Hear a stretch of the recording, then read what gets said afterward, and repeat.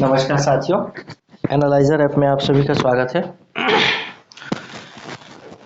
आप सभी को मालूम होगा कि हमने अनाउंस किया था कि फूड इंस्पेक्टर का जो धारा वाला भाग है उसको हम यूट्यूब पर फ्री में पढ़ाएंगे आप लोगों को। जो लोग मेरे से पहले से पढ़ते आ रहे हैं, खासकर वो लड़कियां जो कि महिला पर्यवेक्षक के लिए तैयारी कर रही होंगी, उनको मालूम है मेरे पढ़ाने का तरीका। लेकिन इसमें कुछ लड़के और कुछ नई लड़कियां भी जुड़ेंगे जो पुराने यूज़र नहीं हैं, पुराने व्यूअर नहीं हैं, वो भी जुड़ेंगे। तो उनके लिए मैं बता दूं, मेरा जो पढ़ाने का तरीका है वो धीरे धीरे चलने का है। धीरे धीरे कहने का मतलब कि चीज़ों को समझते हुए हम पढ़ें, चाहे वो अधिनियम हो चाहे और भी चीज़ें हों, सभी चीज़ों को, ताकि बार बार हमको उसको रिवीजन करने की ज़रूरत ना पड़े। एक चीज खास तौर पे मेरे पढ़ाने के बाद आप लोग लोगों का जो रिव्यू है वो मैं आपको बताऊं कि आपको रटना नहीं पड़ेगा। रटना नहीं पड़ेगा, रटने से आपको मुक्ति मिल जाएगी। आप चीजों को समझते हुए चलेंगे तो आसानी से समझ पाएंगे। आज का जो बिंदु है, आज का जो चैप्टर है जिसकी हम शुरुआत करेंगे वो आवश्यक वस्तु अधिनियम 1955 है। लेकिन आवश्यक वस्तु अधिनियम 1955 को पढ़ने से पहले हम उसके कुछ पृष्ठभूमि को जानें तो हम बहुत बेहतर तरीके से चीज़ों के लिए अपनी समझ विकसित कर सकते हैं। और ये समझ आपका जो शुरुआत का जो आधा घंटा मैं लूँगा, 30 मिनट या 25 मिनट जो भी लगेगा, वो आपके एग्जाम में संभवतः नहीं पूछा जाए, लेकिन आपको ये आवश्यक वस्तु अधिनियम है क्या, और इसकी आवश्यकता क्यों पड़ी और ये किस तरीके से वर्क करेगा आगे जब आप अधिनियम पढ़ेंगे तो उसमें कौन कौन सी चीजें होंगी और वो होंगी तो क्यों होंगी, इन सब बिंदुओं पर आपको समझ जरूर विकसित हो जाएगा। साफ तौर पे अगर आवश्यक वस्तु अधिनियम की बात की जाए तो आवश्यक वस्तु अधिनियम 1955 में आया। 1 अप्रैल 1955 से ये अधिनियम लागू हुआ और इस अधिनियम के अंतर्गत वस्तुओं के उत्पादन, प्रदाय, वितरण, व्यापार और वाणिज्य के नियंत्रण के विषय में जनसाधारण के हित में को ध्यान में रखते हुए उपबंध यानी नियम बनाने की शक्ति केंद्र सरकार को प्राप्त हुई। ये चीज आप बहुत टेक्निकल सा है, आपको इतना समझने की जरूरत नहीं है, क्योंकि अगर मेरे से आप पढ़ रहे हैं तो आपको इतना समझने की जरूरत नहीं है। इन सब चीजों को हम बाद में समझेंगे। सबसे पहले हम समझते हैं कि ये अधिनियम लाया क्यों गया। कुल मिला के इस अधिनियम के अंतर्गत कुछ वस्तुओं को इस तरीके से कुछ वस्तुओं के विषय में नियम बनाने की शक्ति केंद्र सरकार को दी गई, ताकि उस वस्तु का उत्पादन, उस वस्तु का वितरण, उस वस्तु का उपभोग, उस वस्तु का वाणिज्य यानी फिर जो ट्रेड होता है, व्यापार, वो सारी चीजें सुचारू रूप से चल सके, सभी तक उसकी पहुंच हो सके या अधिकतम लोगों तक उसकी पहुंच हो सके। ये सारी चीजें इस अधिनियम के अंतर्गत हमको पढ़नी है। तो ऐसा अधिनियम, क्या ये 1955 का अधिनियम पहली बार आवश्यक वस्तु या फिर इस तरीके का अधिनियम जो वस्तुओं के नियमन से संबंधित हो, वस्तुओं के उत्पादन वितरण से संबंधित हो, ये पहला अधिनियम था क्या? तो ऐसा नहीं है। 1955 से पहले 1944 में एक अनिवार्य वस्तु अधिनियम अंग्रेजों के द्वारा लाया गया था। आपको मालूम होगा उस समय अंग्रेजों का शासन था 1947 से पहले। तो 1944 में ये लाया गया था, लेकिन 1955 में बदल करके आवश्यक वस्तु अधिनियम 1955 ले आया गया। दो चीजें हैं। पहली बात कि 1944 का जो अधिनियम था, उस अधिनियम को बदल क्यों दिया गया? क्या वो अधिनियम पहले जो था वो सही नहीं था, या फिर सही था फिर भी हमने अपने ईगो को, अपने अहंकार को वो करने के लिए, संतुष्टि देने के लिए इसको बदला कि हम अब आजाद हैं तो हमको इसकी जरूरत नहीं, हम अपना अधिनियम बनाएंगे। और यदि हम अपना अधिनियम बनाएंगे तो फिर 44 से हम फिर 47 के बाद जब भारत आजाद हुआ तो 1948 में ही बदल लिया होता। 1955 तक की देरी क्यों की? तो इस पर बहुत ज्यादा विचार करने की आवश्यकता हमको नहीं है। फिर भी एक चीज मैं बताऊं, इस अधिनियम को बदलने का जो मुख्य उद्देश्य, जो मुख्य कारण रहा है, वो कारण रहा है दृष्टिकोण।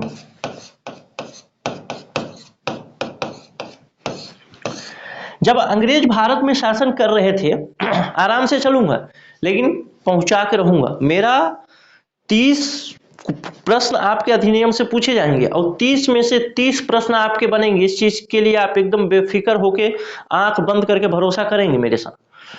तो दृष्टिकोण का फर्क था, मैं बता रहा था 1944 के अधिनियम में जब अंग्रेज भारत में शासन कर रहे थे तो उनका मुख्य उद्देश्य क्या था? मुख्य उद्देश्य ये नहीं था हम भारत को एक वेलफेयर स्टेट के रूप में स्टेब्लिश करें। वेलफेयर स्टेट मतलब कल्याणकारी राज्य के रूप में, यानी जनता का भला हो, जनता का अधिकतम भला हो, ये महत्वपूर्ण मुद्दा नहीं था। महत्वपूर्ण मुद्दा ये था कि यहां से धन संपत्ति जो है वो इंग्लैंड में किस तरीके से अधिकतम पहुंचे, तो उस पहुंच को सुनिश्चित करने के लिए अंग्रेज नियम लाते थे। तो वैसा नियम जब 1944 में बना, आवश्यक वस्तु अधिनियम, तो अधिनियम उन्हीं सब आवश्यकताओं की पूर्ति के लिए बनाए गए जो अंग्रेजों के लिए महत्वपूर्ण थे। जबकि 1955 का अधिनियम जो बना वो भारत की आवश्यकता को ध्यान में रख के भारत के लोगों के द्वारा बनाया गया। तो कुल मिला के ये दृष्टिकोण का फर्क था, इसलिए हमने 1944 से 1955 में अधिनियम को बदल दिया। आगे हम समझते हैं और भी चीजें। अब चीजें समझते हैं कि आखिर उस समय की स्थिति क्या थी और इस अधिनियम 1955 के अधिनियम को लाने का क्या मतलब था। तो पहली पंचवर्षीय योजना जो शुरू होती है, पहली पंचवर्षीय योजना वो शुरू होती है आपकी, लिखता कम हूं, आपको लिखना है ज्यादा, 1951 से और 1956 तक ये चलती है। इस पहली पंचवर्षीय योजना का मुख्य उद्देश्य हमारा क्या था? मुख्य उद्देश्य था कि हम किस तरीके से खाद्यान्न के उत्पादन को अधिक से अधिक कर सके, क्योंकि उस समय हमारी स्थिति भूखमरी की स्थिति से अच्छी नहीं थी, कह सकते हैं भूखमरी की स्थिति के आसपास ही थी, बहुत अच्छी स्थिति हमारी नहीं थी। आपको जो महिला पर्यवेक्षक की तैयारी के लिए क्लास कर चुके हैं उनको मैंने बताया है पहले कि आखिर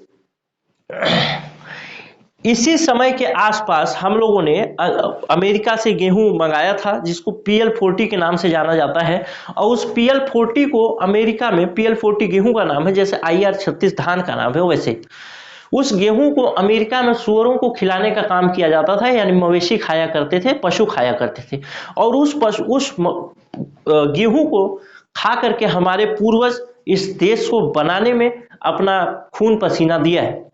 तो वैसा गेहूं हम मंगाया करते थे अमेरिका से ताकि हमारा पेट भर सके। उसके बाद हमने हरित क्रांतिवादी के लिए भी काम किया, वो आगे चीजें हैं।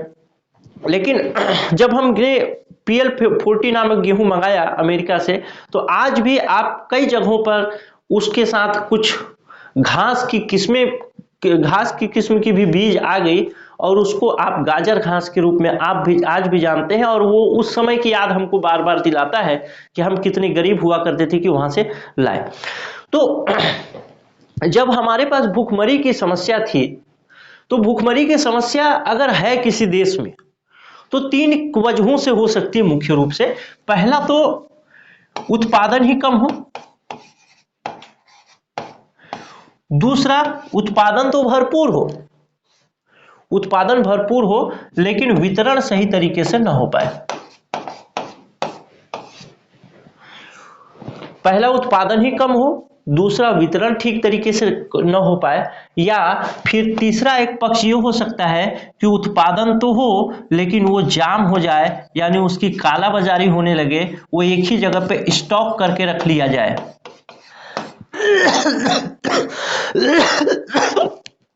तो अगर वो स्टॉक करके रख लिया जाएगा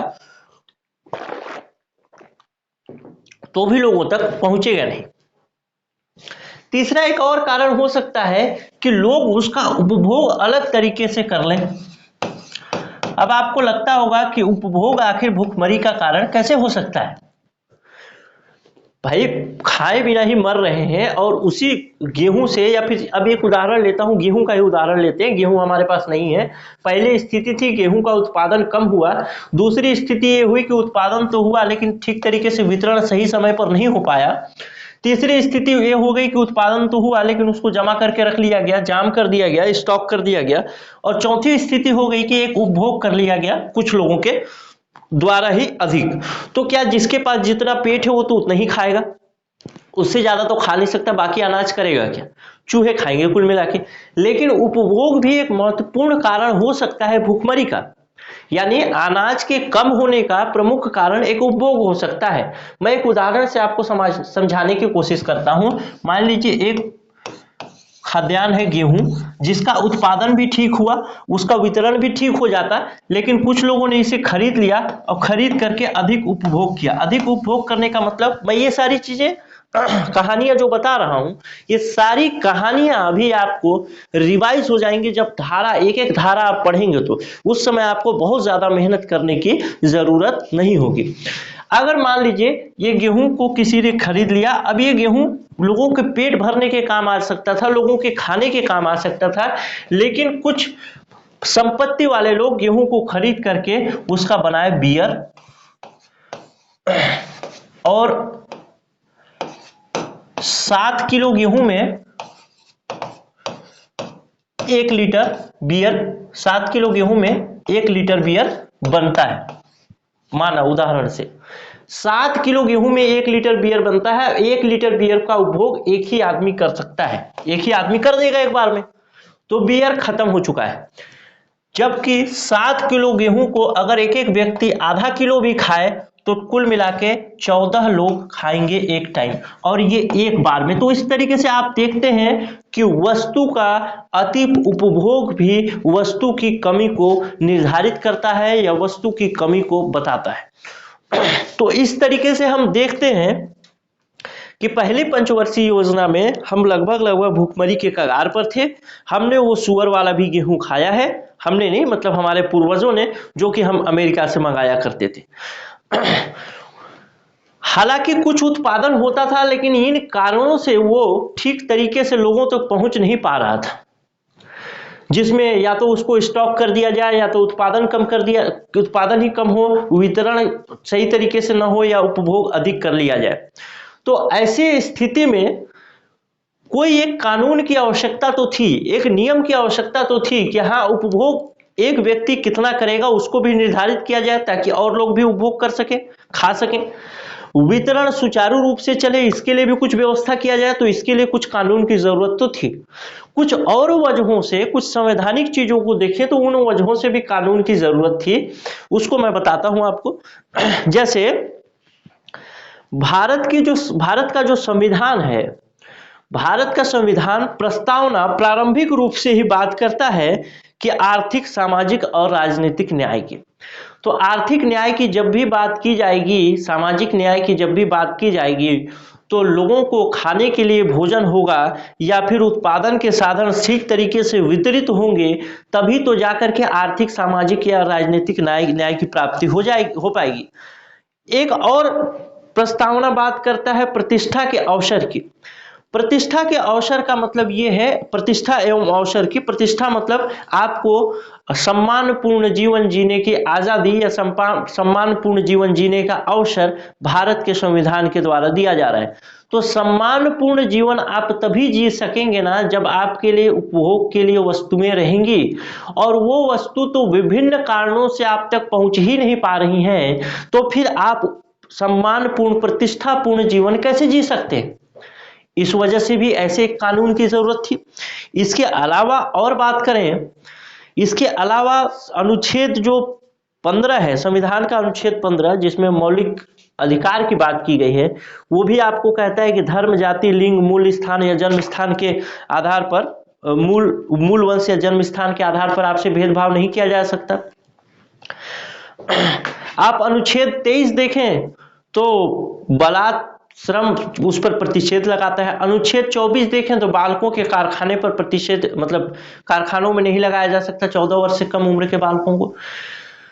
उसके अलावा महत्वपूर्ण जो भाग है, महत्वपूर्ण जो अनुच्छेद है वो है अनुच्छेद 21, जो कि कहता है गरिमापूर्ण जीवन जीने की आजादी, यानी प्राण एवं दैहिक स्वतंत्रता। उसमें विभिन्न प्रकार की स्वतंत्रताएं शामिल हैं। उन सब चीजों को देखते हुए ऐसे किसी कानून को लाने की जरूरत तो हमारे पास थी ही थी। इसके अलावा एक और आप देख सकते हैं अनुच्छेद 47 47, जिस 47 अनुच्छेद 47 के अनुसार राज्य का ये दायित्व है कि वो अपने क्षेत्र में निवास करने वाले लोगों के पोषाहार और जीवन स्तर को ऊंचा उठाने के लिए काम करे। अब ऐसी स्थितियां बनती हैं कि जीवन पोषाहार और जीवन स्तर को उठाने के लिए राज्य काम करे और सरकार कुछ कर ही नहीं पा रही है। वस्तु के उत्पादन पे, वस्तु के वितरण पे, किसी तक सामान पहुंच रहा है, किसी तक सामान नहीं पहुंच रहा है। हालांकि उसके पास पैसे हैं फिर भी सामान नहीं पहुंच रहा है। तो वैसी स्थिति में सरकार क्या करे? तो उन सब चीजों से भी एक कानून की जरूरत थी और उसी को देखते हुए 1955 में कानून लाया गया, आवश्यक वस्तु अधिनियम 1955। अब कुछ चीजें और समझते हैं और ये चीजें अब ये चीजें तो आपको समझ में आ गई कि आखिर क्यों लाया गया आवश्यक वस्तु अधिनियम 1955। अब कुछ चीजें और समझते हैं, कुछ डिस्ट्रीब्यूशन आदि के बारे में समझते हैं, कुछ वितरण के बारे में समझते हैं। मान लीजिए एक फैक्ट्री है, यहां से फैक्ट्री से कुछ किसी चीज का उत्पादन होगा। फैक्ट्री से किसी चीज का उत्पादन होगा, फिर ये किसी गोदाम में जाएगा, गोदाम से ये फिर जाएगा आपको गाड़ी के द्वारा कहीं होलसेलर के पास, होलसेलर के पास रिटेलर के पास, रिटेलर के पास से जाएगा ये आपके पास यूजर के पास, यानी उपभोक्ता के पास जाएगा जो इसको उपभोग करेगा। तो कुल मिला के अगर आवश्यक वस्तु अधिनियम के अंतर्गत वाकई में आप वस्तु के आपूर्ति को ठीक ठाक तरीके से बनाए रखना चाहते हैं, तो जो नियम बनाने वाला है, यानी जो सरकार जिसको नियम बनाने की शक्ति दी गई है इस अधिनियम के द्वारा, उसके पास इन सभी विषयों पर, यानी फैक्ट्री के अंदर उत्पादन से लेकर के इस यहां से गोदाम में जाएगा यहां तक, और यहां से ये होलसेलर तक जाएगा वहां, और वहां से फिर आपका ये रिटेलर तक जाएगा वहां, और रिटेलर से फिर यूजर तक जाएगा वहां, और यूजर यानी उपभोक्ता कितना खर्च करेगा वहां तक के लिए नियम बनाने की पूरी पूरी शक्ति और पूरे पूरे पक्षों पर ध्यान दिया जाना चाहिए। तब जाकर के पूर्ण रूप से आवश्यक वस्तु अधिनियम चरितार्थ हो सकता है, या फिर उस नियम का, उस अधिनियम का वाकई में इम्प्लीमेंटेशन आपको देखने को मिल सकता है, यानी वो सफल माना जा सकता है। तो अगर हम आवश्यक वस्तु अधिनियम पढ़ना शुरू करेंगे तो आप ये समझ के पढ़िएगा कि हम इन्हीं सभी चीजों पर बात करेंगे। आप यहां से बात करेंगे, मान लीजिए फैक्ट्री में उत्पादन हुआ, उत्पादन करने के बाद ये गोदाम में गया, अब गोदाम में एक वाहन के थ्रू, एक गाड़ी के थ्रू ये जा रहा था यहाँ पे। अब इस गाड़ी को चेकिंग करने का अधिकार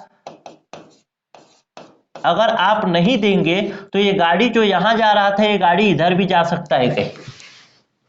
तो ऐसे छोटे छोटे अधिकार भी इस अधिनियम के द्वारा दिए गए होंगे ताकि ये सामान जब यहां से निकले तो यहां से सीधे यहीं पहुंचे, या फिर यहां से निकले तो यहां और यहां से यहीं पहुंचे, बीच में कोई कालाबाजारी न हो। या फिर ये हो सकता है कि यहां से 5 यूनिट सामान गया और यहां पे 4 यूनिट सामान, 5 ही यूनिट सामान पहुंचा और उसने 4 यूनिट सामान को गायब कर दिया और 1 यूनिट सामान आगे बढ़ाया, तब जाकर के क्या होगा, तब इस 1 यूनिट सामान का रेट बढ़ जाएगा। क्योंकि मांग और पूर्ति का नियम तो आप जानते ही होंगे कि जब किसी वस्तु की कमी बाजार में हो जाएगी, यानी वस्तु कम होगा और खरीदने वाले अधिक होंगे, तो उस वस्तु के लिए लोग अधिक पैसा देने के लिए तैयार होंगे, या फिर मजबूरी में उनको अधिक पैसा देना पड़ेगा। एक उदाहरण से समझने की कोशिश करते हैं। मान लीजिए अभी कोरोना का वक्त गुजरा और अभी कोरोना का वक्त है भी। मान लीजिए कोरोना में एक चीज होता है मास्क, जो कि लगाना सभी के लिए अनिवार्य है। अब मास्क के लिए हमारे पास मान लीजिए हमारा एक छोटा सा देश है और छोटे से देश में, बहुत बड़ा देश मत मानिए, बहुत छोटा एक जिला मानिए, और जिला का मास्क बाहर नहीं जा सकता, ऐसा समझिए। इस जिले में 5 यूनिट है, 5 यूनिट मतलब 5 फैक्ट्री। अब 5 फैक्ट्री वालों ने निर्धारित किया कि हम मास्क तो बनाएंगे, लेकिन हर एक मास्क का जो मूल्य होगा वो हम मार्केट में पहुंचाते पहुंचाते, यानी सबका फायदा जोड़ करके, हर एक मास्क का जो मूल्य होगा वो होगा आपका 1000 रुपए। अब 1000 रुपए इस मास्क का मूल्य रख दिया, पांचों फैक्ट्री वालों ने मिलकर के डिसाइड करके, भले उतना खर्चा आए चाहे मत आए, कि एक मास्क का मूल्य 1000 रुपए होगा, और बाजार में जिसको लेना है वो ले, न लेना हो मत ले।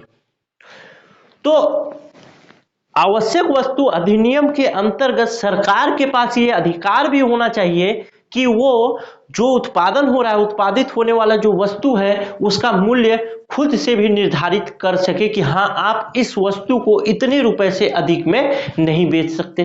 तो इन सब चीजों को हम धीरे धीरे अभी पढ़ेंगे, आपको समझ में आएगा। आपका बहुत ज्यादा समय नहीं लिया हूं, लेकिन बहुत महत्वपूर्ण भाग है, तो मेरे को समझाने के लिए सारी चीजें आपको बतानी पड़ी है। ठीक है, आप लोग समझ गए होंगे।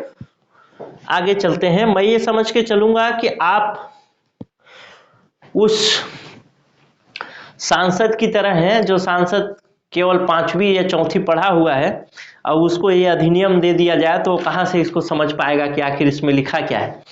तो आपको मैं ये समझ रहा हूं कि आप एक अनपढ़ सांसद हैं, उसके बाद आपको मैं पढ़ाने की कोशिश कर रहा हूं, समझाने की कोशिश कर रहा हूं। ठीक है, आइए अब शुरू करते हैं। मैं लिखता कम हूं, समझाता ज्यादा हूं, तो ध्यान रखिएगा।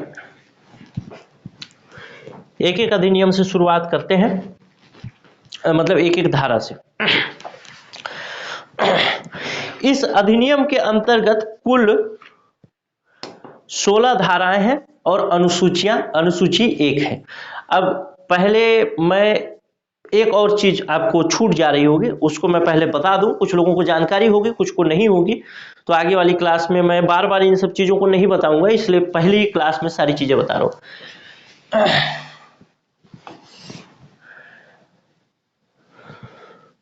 एक होता है विधेयक और एक होता है अधिनियम। एक होता है विधेयक और एक होता है अधिनियम। विधेयक का मतलब क्या है? जब भी कोई कानून बनने के लिए प्रॉपर पेपर में प्रिंट हो करके, टाइप हो करके संसद के समक्ष पहुंचता है, तब वो विधेयक होता है। पूरी तरीके से फॉर्मेट होकर के संसद के समक्ष पहुंचता है, तब वो विधेयक होता है। संसद उस पर विचार करती रहती है, जब तक विचार करती रहती है तब तक वो विधेयक बना रहता है। संसद के विचार करने की प्रक्रिया क्या है? या तो पहले वो लोकसभा में पेश किया जाएगा कोई भी विधेयक, या तो राज्यसभा में पेश किया जाएगा। कानून बनने की प्रक्रिया तो यही है। उसके बाद ये दूसरे क्रम में राज्यसभा में पेश होगा या लोकसभा में पेश होगा। उसके बाद राष्ट्रपति से इसको मंजूरी मिलेगी। यही प्रक्रिया है विधेयक के पास होने की। पहले लोकसभा में पेश हुआ तो बाद में राज्यसभा में होगा, पहले राज्यसभा में हुआ, पहले बाद में लोकसभा में होगा। तो लोकसभा से जब कोई विधेयक पास होकर के राज्यसभा में पहुंचता है या फिर राज्यसभा से लोकसभा में पहुंचता है, आप दोनों स्थितियां देख सकते हैं, उसके तब तक वो विधेयक होता है। यहां से ये राष्ट्रपति की मंजूरी तक जाता है, तब तक विधेयक होता है। और राष्ट्रपति ने जैसे ही उस पर सिग्नेचर किया कि वो अधिनियम का रूप ले लेता है, यानी एक्ट का रूप ले लेता है। इसको अंग्रेजी में विधेयक को बोला जाता है बिल, और इसको बोला जाता है एक्ट। तो बिल और एक्ट में आपको अंतर मालूम हो गया होगा, विधेयक और अधिनियम में। कुछ और चीजें समझा दूं आगे बढ़ने से पहले। पॉलिटी में और अच्छे से पढ़ते हैं इसको, लेकिन अभी ये धारा वाली क्लास है तो इसमें नहीं। कुछ और चीजें मैं बताऊं। कई जगहों पे कई पढ़ाने वाले आपको समझाते होंगे, कभी कभी धारा बोलते होंगे और कभी कभी अधिनियम बोलते होंगे। सॉरी धारा और उसको बोलते हैं सॉरी अनुच्छेद, धारा बोलते होंगे कभी कभी, अनुच्छेद बोलते होंगे। तो जब भी अधिनियम के विभिन्न खंडों की बात की जाएगी, विभिन्न बिंदुओं की बात की जाएगी, तब उसको धारा बोला जाएगा। यानी धारा का संबंध सीधे सीधे तौर पे अधिनियम से है। उसी तरीके से जब भी हमारे भारतीय संविधान की बात की जाएगी, तब उसके विभिन्न भागों को हम अनुच्छेद के रूप में जानते हैं। तो आपको कंफ्यूज नहीं होना है, और किसी भी हाल में प्रीलिम्स हो, मेंस हो, इंटरव्यू हो, कहीं पे भी हो, ये बहुत छोटा सा अंतर होता है, लेकिन लोग समझाते नहीं, समझते नहीं, तो चीजें ऐसे चलती रहती हैं। लेकिन आप ध्यान रखेंगे, अधिनियम की बात होगी, उसी परिप्रेक्ष्य में धारा की बात होगी, और अगर बात भारतीय संविधान की होगी तो वहां पे हमारी बात किसकी होगी? अनुच्छेद की होगी। आइए, अब ये सब चीजें आप समझ गए, अब शुरू करते हैं।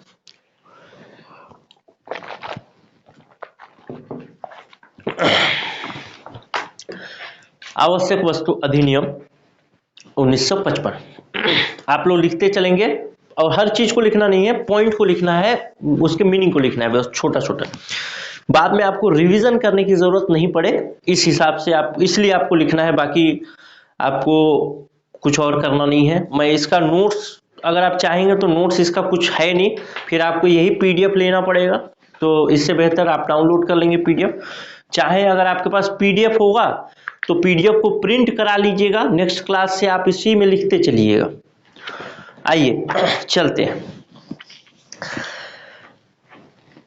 आवश्यक वस्तु अधिनियम 1955 में लाया गया, और 1 अप्रैल 1955 से इसको मतलब लागू कर दिया गया कि हाँ, अब आवश्यक वस्तु अधिनियम लागू हो गया। यानी 1 अप्रैल 1955 को राष्ट्रपति ने उस पर सिग्नेचर कर दिए होंगे, तभी जाकर वो अधिनियम बन गया।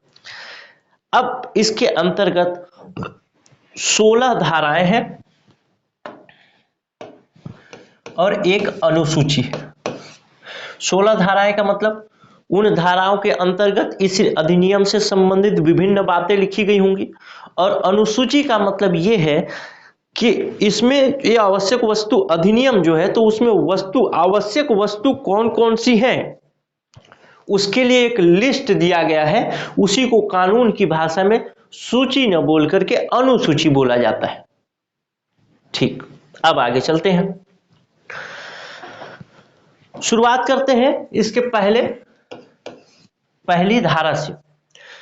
पहली धारा सामान्य तौर पे किसी अधिनियम को आप पढ़ेंगे तो उसके नाम से संबंधित होगा, उसके अधिकार क्षेत्र से, यानी वो कहां कहां लागू होगा और कहां कहां लागू नहीं होगा, उससे संबंधित होगा। तीसरा एक और होता है कि ये कब से लागू होगा। तो इस अधिनियम में, आवश्यक वस्तु अधिनियम में केवल 2 चीजें हैं धारा 1 में। पहला बात है कि इस अधिनियम का नाम क्या है। तो इस अधिनियम का नाम पहले से बात कई बार कर चुका हूं कि आवश्यक वस्तु अधिनियम 1955 है। क्वेश्चन एक भी छूटना नहीं चाहिए, एक एक लाइन से पढ़ाऊंगा, इस चीज को ध्यान रखिएगा। बस आपको लगे रहना है, 5 बार रिवीजन, 5 बार रटने से अच्छा है आप एक बार पढ़ लें, और दोबारा बस ऐसे पन्ना पलटो और जाओ और टिक मार दो। तो इसका नाम जो है आवश्यक वस्तु अधिनियम 1955 है, लेकिन विस्तार से बात करें तो ये कहता है कतिपय वस्तुओं के उत्पादन। कतिपय मतलब कुछ वस्तुओं, कतिपय का मतलब कुछ वस्तुओं के उत्पादन, प्रदाय यानी देने की बात जो है, और वितरण और उसके व्यापार और वाणिज्य के नियंत्रण के लिए नियम बनाने की शक्ति जो कि जन साधारण के हित में हो, इस आवश्यक वस्तु अधिनियम का उद्देश्य है। मुख्य उद्देश्य क्या है? कुछ वस्तुओं यानी कतिपय वस्तुओं के उत्पादन, उसको प्रदान करने, वितरण, उसको व्यापार और वाणिज्य के नियंत्रण के लिए नियम बनाने की शक्ति जो है, जो भी जन साधारण के पक्ष में, जन साधारण की आवश्यकता को ध्यान में रखते हुए आवश्यक वस्तु अधिनियम 1955 कहलाता है। समझ गए होंगे। तो पहला जो धारा है इसका, ये इसके नाम और इसके विस्तार की बात करता है। तो नाम तो बता दिया, विस्तार इसका है संपूर्ण भारत। कभी कभी प्रश्न इस तरीके से पूछा जाता है कि आपको लगेगा कि कहाँ से प्रश्न पूछ लिया गया रे भाई, और क्यों प्रश्न पूछ लिया गया। अभी एक प्रश्न पूछा गया था 2017 वाले में ही कि निम्न में से कौन सा आवश्यक वस्तु से संबंधित कौन सा वस्तु आवश्यक वस्तु नहीं है। उसमें एक उत्तर था उसका, सूती वस्त्र आवश्यक वस्तु नहीं है। तो क्या शुरुआत से सूती वस्त्र आवश्यक वस्तु नहीं था क्या? शुरुआत में सूती वस्त्र भी आवश्यक वस्तु था 1955 के आसपास, लेकिन उसको बाद में अमेंड करके हटा दिया गया। तो वैसे ही संपूर्ण भारत में अगर लागू है तो इससे भी संबंधित, यानी धारा 1 से संबंधित आपसे प्रश्न पूछ देगा, आप चूक जाएंगे। लेकिन हमको चूकना नहीं है, क्योंकि हम तो एनालाइजर के स्टूडेंट हैं, तो हमको चूकना नहीं है, बिल्कुल नहीं चूकना। तो ये संपूर्ण भारत में लागू है, लेकिन शुरुआत में ये संपूर्ण भारत में लागू नहीं था। शुरुआत में ये संपूर्ण भारत में लागू नहीं था, यानी ये जम्मू कश्मीर को छोड़ करके संपूर्ण भारत में लागू था। तो मूल रूप से जब अधिनियम आया उस समय क्या अधिनियम संपूर्ण भारत में लागू था? नहीं था। जम्मू कश्मीर उस समय भी छोड़ा गया था, लेकिन क्या धारा 370 के हटने के बाद यह अधिनियम संपूर्ण भारत में लागू हुआ? ऐसा भी नहीं है। इसको संपूर्ण भारत में लागू बीच में ही करा दिया गया, और बीच में कराने का मतलब है एक समय था जिस समय का नाम है 15/8/1968, यानी इस तिथि को एक संशोधन किया गया और जम्मू कश्मीर के सिवाय जो शब्द था उसको हटा दिया गया, यानी जम्मू कश्मीर को हटा दिया गया अपवाद से, और जम्मू कश्मीर पे भी लागू कर दिया गया। इस तरीके से शुरुआत में 1955 में जब यह अधिनियम आया 1 अप्रैल 1955 को, तब ये पूरे भारत में लागू न होकर के जम्मू, मतलब पूरे भारत में लागू था लेकिन जम्मू कश्मीर अलग था, जम्मू कश्मीर में लागू नहीं था। उसके बाद 55 से 58-10-68 यानी लगभग 13 साल के बाद एक संशोधन करके इसको 15/8/1968 को जम्मू कश्मीर में भी लागू कर दिया गया। और ऐसा ही प्रश्न 2017 में पूछा था, और ऐसे ही सूती वस्त्र को बीच से हटा दिया गया, यानी सूती वस्त्र भी 1955 में डाला गया था आवश्यक वस्तु में, और उसको बीच में कभी अमेंड करके संशोधित करके केंद्र सरकार द्वारा उसको हटा दिया गया कि अब सूती वस्त्र आवश्यक वस्तु नहीं रहेगा। उसी तरीके से आपसे यहां से भी प्रश्न पूछ सकता है कि शुरुआत में आवश्यक वस्तु अधिनियम क्या पूरे भारत में लागू था या फिर जम्मू कश्मीर को सिवाय छोड़ करके पूरे भारत में लागू था? ऐसे प्रश्न पूछ सकता है आपसे। तो आपको स्पष्ट तौर पे पता होना चाहिए हर एक चीज, हर एक डेट, कि शुरुआत में पूरे भारत में लागू नहीं था, जम्मू कश्मीर को छोड़ करके पूरे भारत में लागू था। लेकिन ऐसा नहीं है कि 370 के हटने के बाद 370 के हटने के बाद ये पूरे भारत में लागू हुआ। उससे पहले ही 8 अगस्त 1968 को एक संशोधन करके संसद द्वारा इसको पूरे भारत में लागू कर दिया गया। तो धारा 1 से संबंधित अब इससे कोई ज्यादा प्रश्न नहीं पूछेगा, ये बात क्लियर हो जाना चाहिए। आइए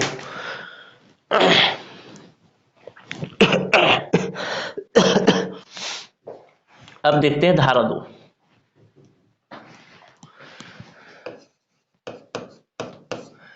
मेरी तबीयत थोड़ी खराब है, लेकिन फिर भी मैं सोच रहा हूं कि अगर पढ़ा रहा हूं ना तो कंप्लीट पढ़ा दूं, ताकि मेरे तबीयत खराब होने की वजह से आपका पेपर खराब ना हो, क्योंकि आप लोग इतना भरोसा करते हैं तब जा करके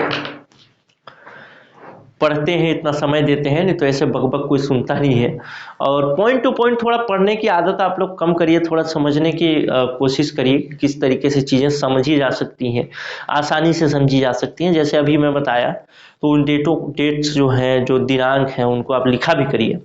आइए अब चलते हैं परिभाषा पर। धारा 2 परिभाषा बताता है। अब इस धारा 2 के अंतर्गत विभिन्न प्रकार की उपधाराएं भी हैं जो परिभाषाओं से संबंधित है। मैं 1 मिनट का ब्रेक लेता हूं, फिर तुरंत आपको कंटिन्यू करता हूं।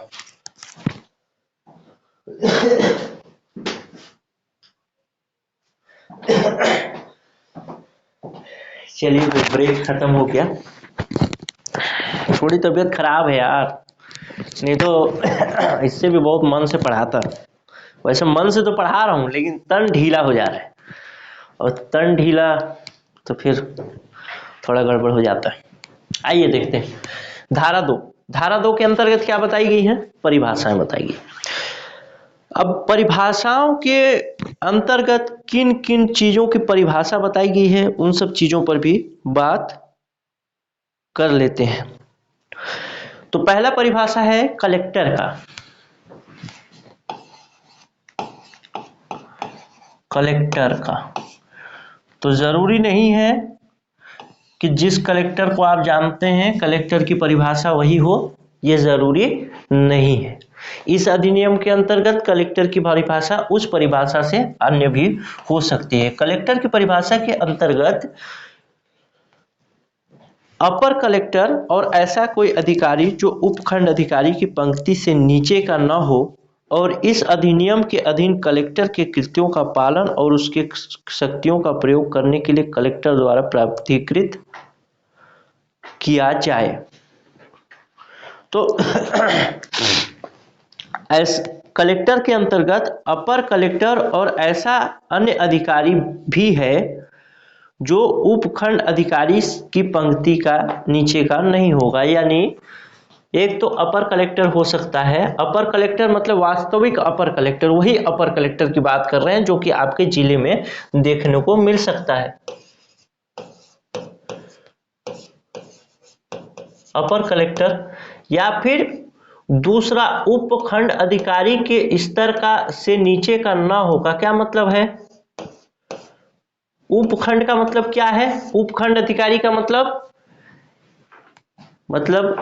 सब डिवीजन, सब डिवीजन उसको बोलते हैं, उसी को हिंदी में बोलते हैं उपखंड।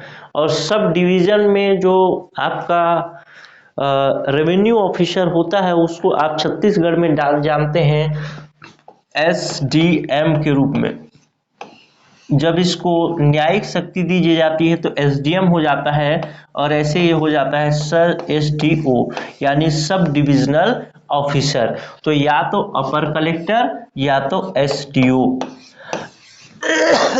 ये दो चीजें हैं कलेक्टर के रूप में। ध्यान रखिएगा इस अधिनियम के अंतर्गत कलेक्टर को कुछ दायित्व दिए जाएंगे, कुछ अधिकार दिए जाएंगे।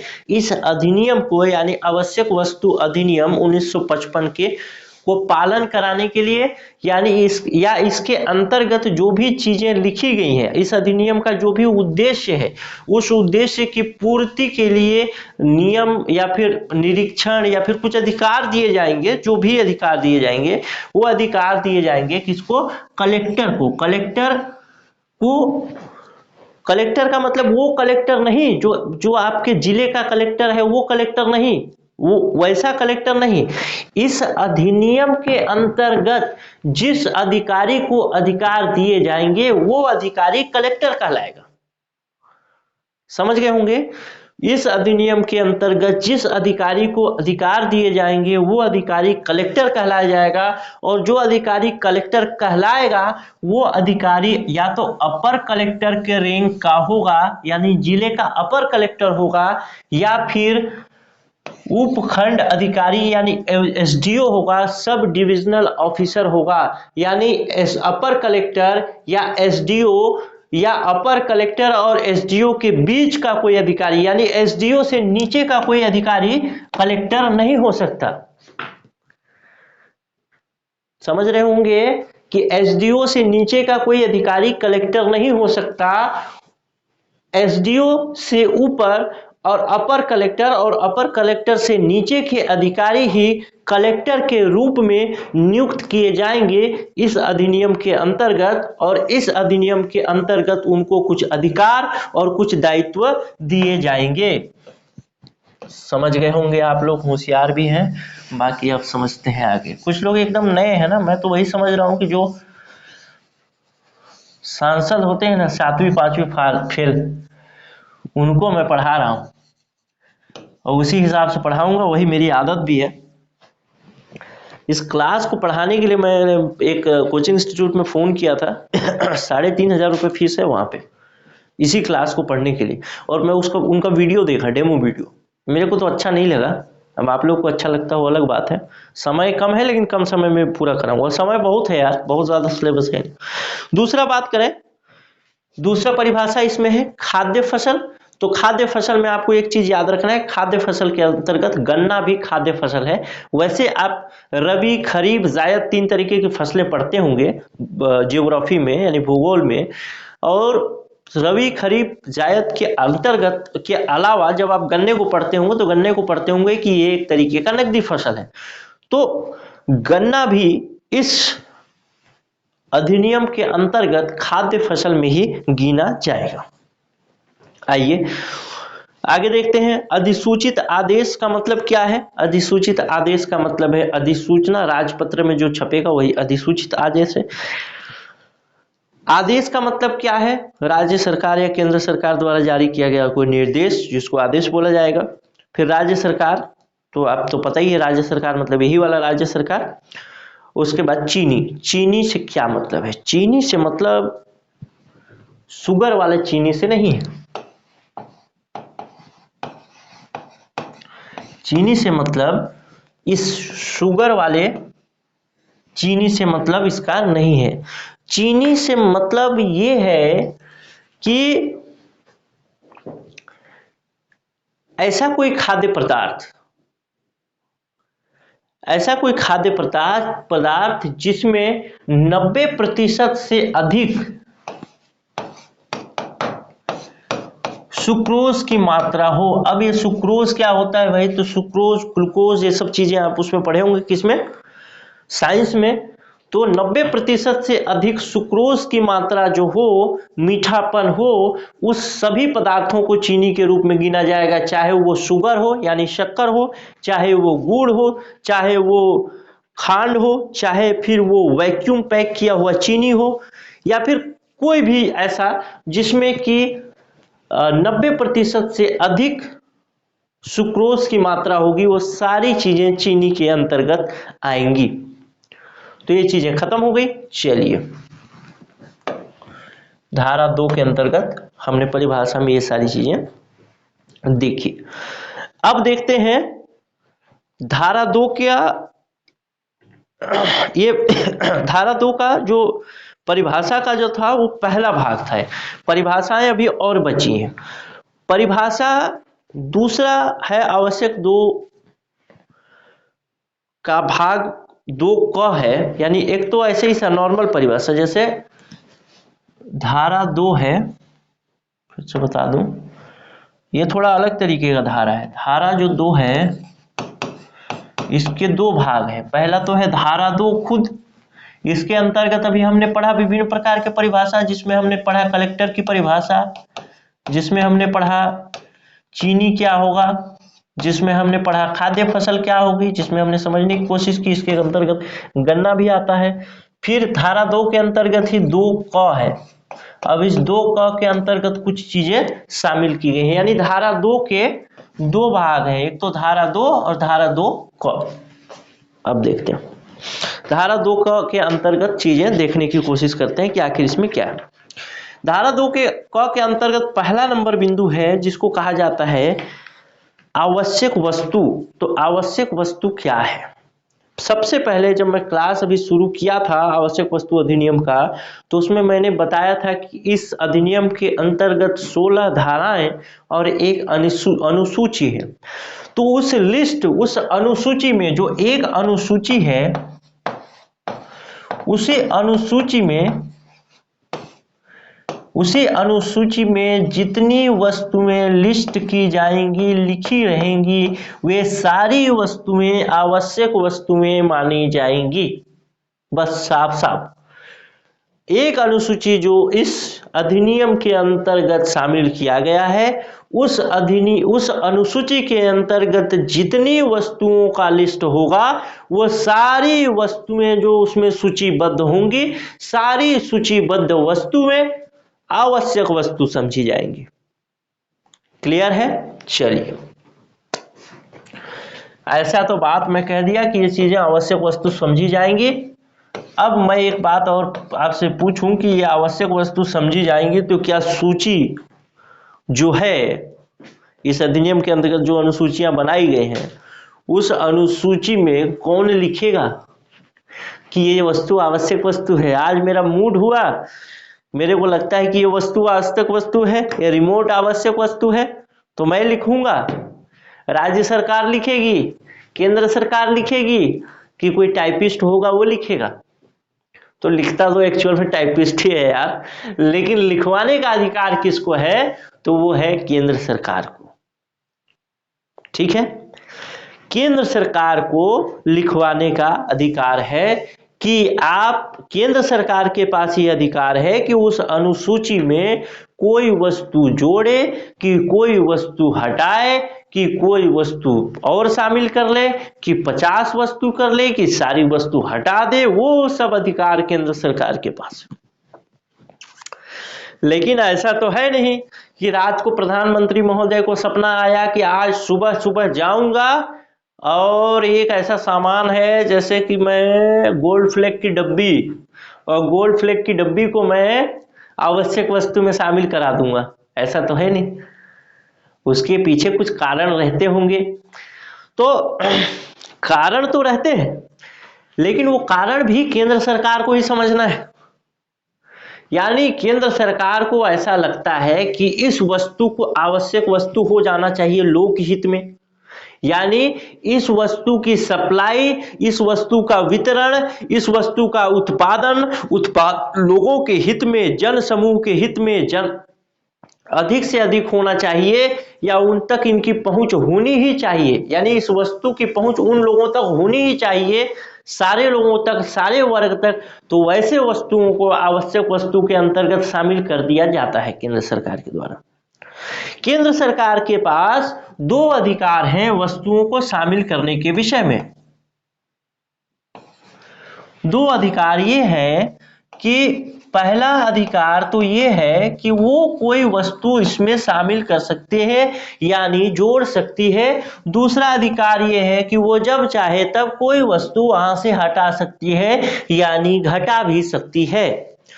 यानी वस्तुओं को जोड़ना या वस्तुओं को घटाना इस अनुसूची के अंतर्गत केंद्र सरकार का विषय है, केंद्र सरकार का निजी निर्णय है। इसके अंतर्गत कोई भी बाहरी दबाव काम नहीं करता।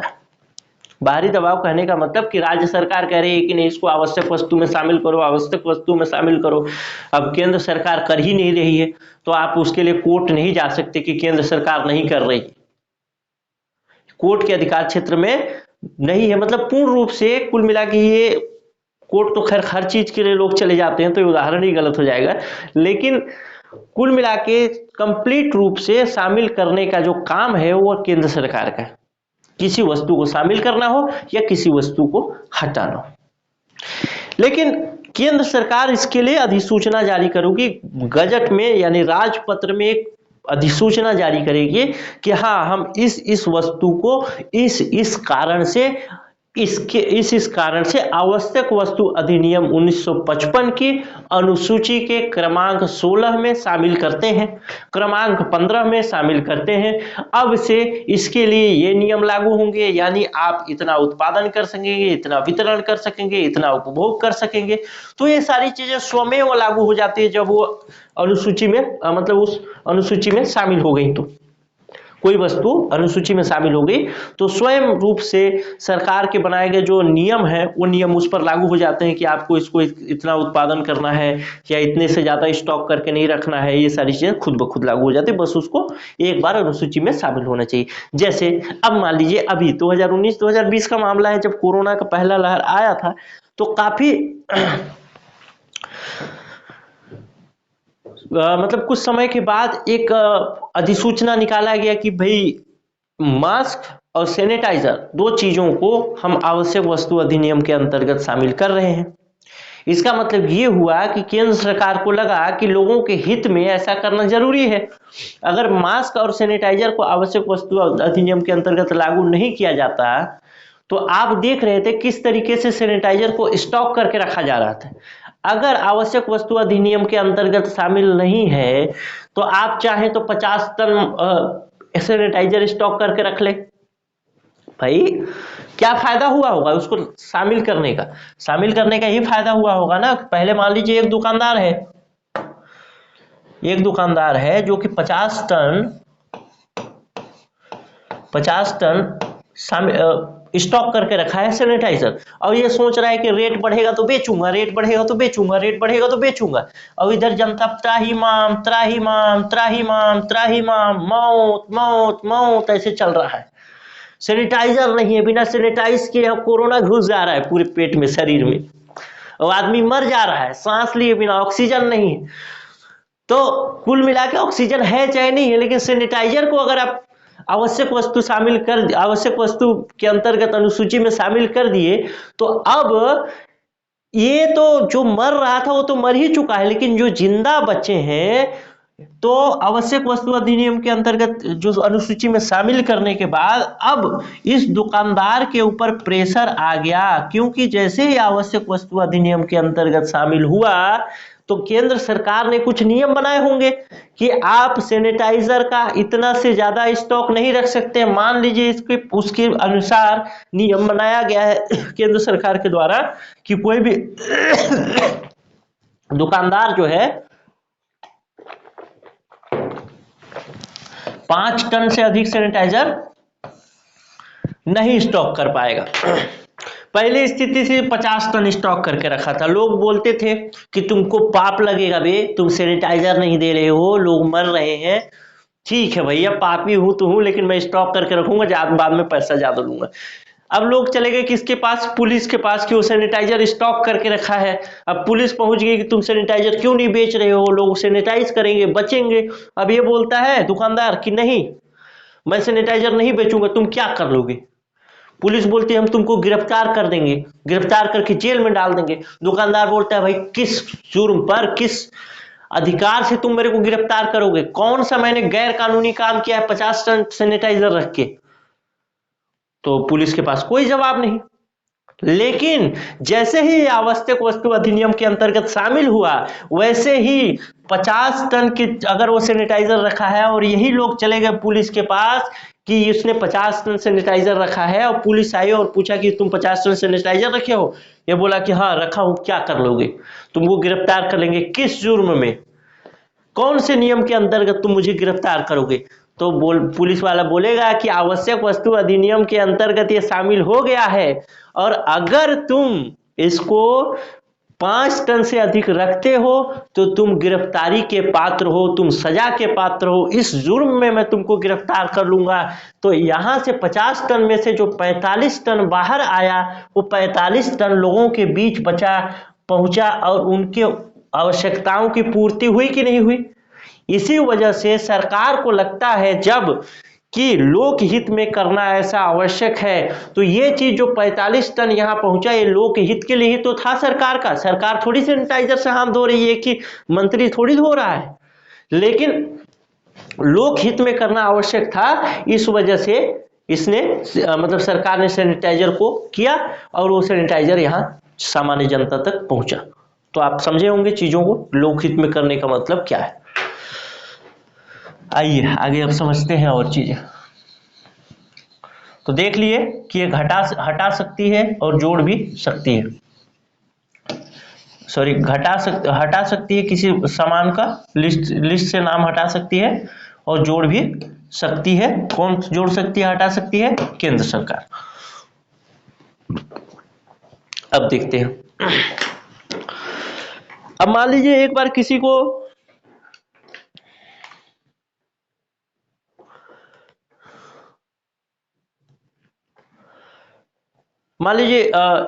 एक बार किसी वस्तु का नाम, जैसे सैनिटाइजर का नाम जोड़ दिया गया आवश्यक वस्तु अधिनियम में कि ये आवश्यक वस्तु अधिनियम है, तो कितना दिन तक उसमें जुड़ा रहेगा, कितना दिन तक रहेगा कि ये आवश्यक वस्तु अधिनियम में शामिल है? तो वह है 6 महीना। यानी एक बार अधिसूचना जारी हुआ तो 6 महीने के बाद उसके लिए, अगर 6 महीना तक वो आवश्यक वस्तु अधिनियम बना रहेगा, 6 महीने के बाद उसको फिर से अधिसूचना जारी करना पड़ेगा। तब फिर वो आवश्यक वस्तु अधिनियम बना रहेगा। यानी एक बार आवश्यक वस्तु अधिनियम की अनुसूची में शामिल होने के बाद 6 महीने के बाद वो फिर से अधिसूचना जारी करके उसको आवश्यक वस्तु अधिनियम में शामिल करना पड़ेगा। यानी इसकी वैधता कितने दिनों की है, तो 6 महीने की। कोई भी वस्तु एक बार लिस्ट होने के बाद 6 महीने तक वैलिड रूप से आवश्यक वस्तु रहेगा, उसके बाद आवश्यक वस्तु की लिस्ट से हट जाएगा यदि सरकार अधिसूचना जारी न करे तो। लेकिन केंद्रीय सरकार लोकहित में और उन कारणों को निर्दिष्ट किए जाएं राजपत्र में अधिसूचना द्वारा ऐसी अवधि उक्त माह की अवधि से आगे विस्तार कर सकेगी। यानी सामान्य रूप से केंद्र सरकार ने एक बार अगर शामिल कर लिया आवश्यक वस्तु में किसी चीज को, तो उसकी वैलिडिटी कितने दिन की होगी, 6 महीने की होगी। यानी 6 महीने के बाद उसको फिर से हम अधिसूचना जारी कर देंगे 6 माह की। लेकिन अगर चाहे केंद्र सरकार की बार बार अधिसूचना क्या निकाले, तो एक बार में ही उस अधिसूचना में लिख दे कि हाँ अभी कोरोना 2.5 साल तक जाने की संभावना नहीं है और 2.5 साल तक सैनिटाइजर और मास्क आवश्यक वस्तु में शामिल रहेंगे, तो 2.5 साल तक वो आवश्यक वस्तु के अंतर्गत शामिल रहेंगे। उसके लिए बार बार अधिसूचना निकालने की जरूरत नहीं पड़ेगी। आइए समझते हैं आगे। अब देखते हैं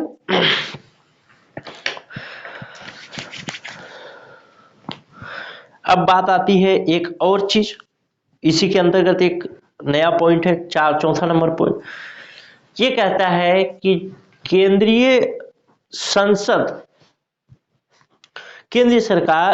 सरकार जो है संविधान की 7वीं अनुसूची की अनुसूची 3 के अंतर्गत प्रविष्टि 33 के आधार पर विधि बनाने की शक्ति है।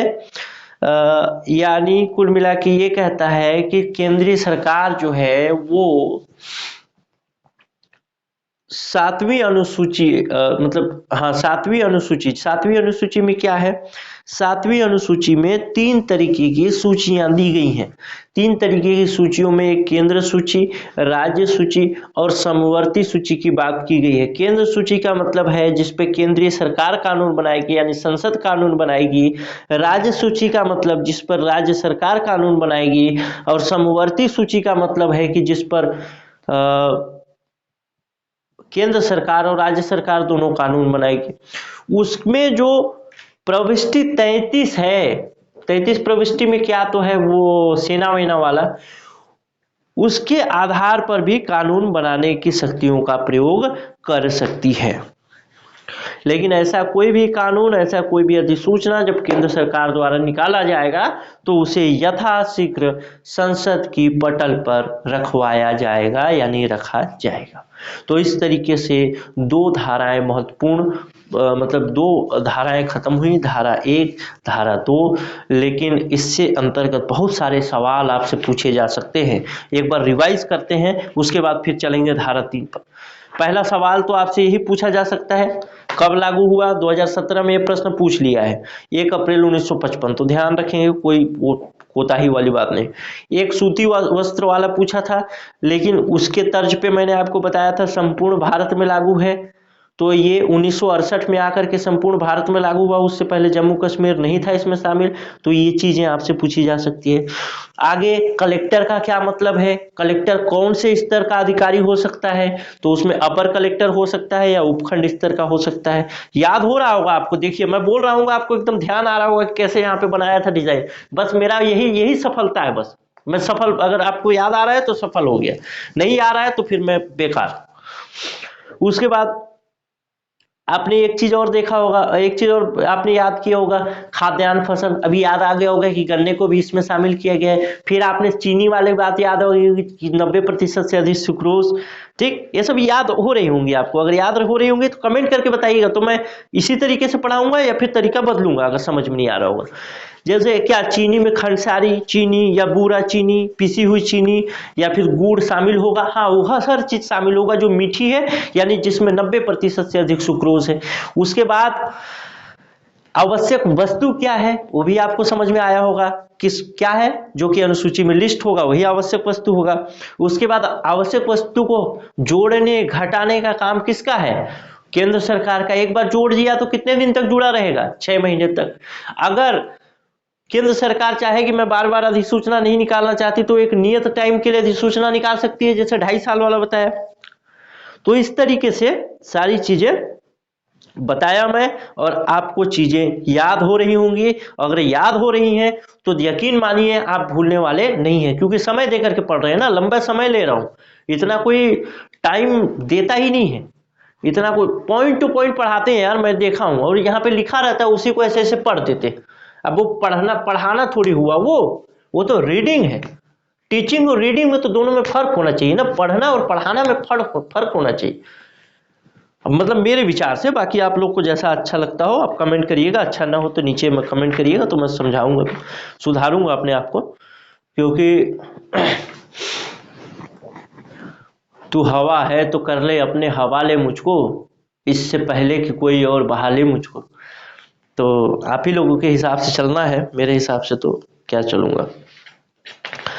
अब देखते हैं, अब देखते नहीं है, 2 धाराएं पढ़ लिए हैं। अब मेरी भी तबीयत थोड़ी ठीक नहीं है। अब धारा 3 जो है बहुत लंबा धारा है, और धारा 2 के बाद धारा 3 सबसे लंबा धारा है। मतलब धारा 2 तो है ही नहीं लंबा, धारा 3 सबसे लंबा धारा है। और धारा 3 से संबंधित प्रश्न आपसे मुख्य रूप से अवश्य रूप से पूछे जाएंगे। तो धारा 3 बहुत विस्तार से पढ़ना पड़ेगा, मेरे ख्याल से 1-1.5 घंटे की क्लास इसमें चली जाएगी।